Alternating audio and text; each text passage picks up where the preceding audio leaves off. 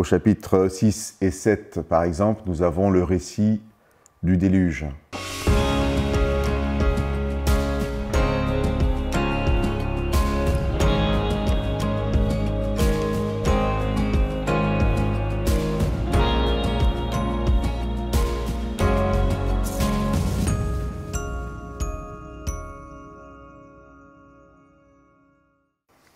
Dans les premiers chapitres de la Genèse, au chapitre 6 et 7, par exemple, nous avons le récit du déluge.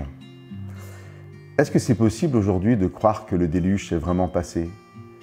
Ce genre de questions amène à des débats parfois sans fin dans la même Église.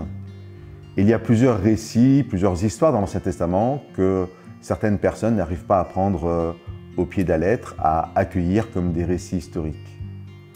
Vous me direz, c'est peut-être pas important parce que dans le Nouveau Testament, Jésus utilise des paraboles, donc des histoires qu'il invente, et pourtant il y a un enseignement dedans. Donc au final, est-ce que l'important, c'est pas de prendre les récits de l'Ancien Testament, comme le déluge par exemple, comme simplement un récit, même mythique, mais qui est là pour nous donner un enseignement? Alors, je ne veux pas forcément répondre à la question. Simplement, dans le Nouveau Testament, eh bien, les auteurs inspirés et Jésus lui-même vont utiliser ces récits et je pense les considérer comme des choses s'étant réellement passées. Et ça, je trouve ça intéressant pour notre réflexion personnelle. Je vais prendre l'exemple de Jonas.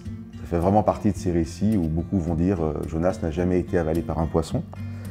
Et pourtant, si vous prenez l'évangile de Luc au chapitre 11, au verset 32, Jésus dit « Les hommes de Ninive se lèveront lors du jugement avec cette génération et ils la condamneront parce qu'ils ont changé radicalement à la proclamation de Jonas.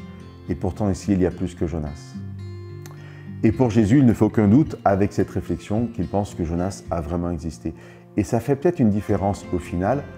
Et c'est pourquoi je vais vous inviter, en fait, en étudiant ces chapitres de la Genèse qui parlent du déluge, de peut-être prier pour accueillir ces récits comme des événements qui se sont vraiment passés. Et peut-être qu'ainsi, les enseignements qu'on en retirera, eh bien, seront peut-être un peu différents que si ces récits n'étaient juste que des mythes. En tout cas, bonne étude à chacun.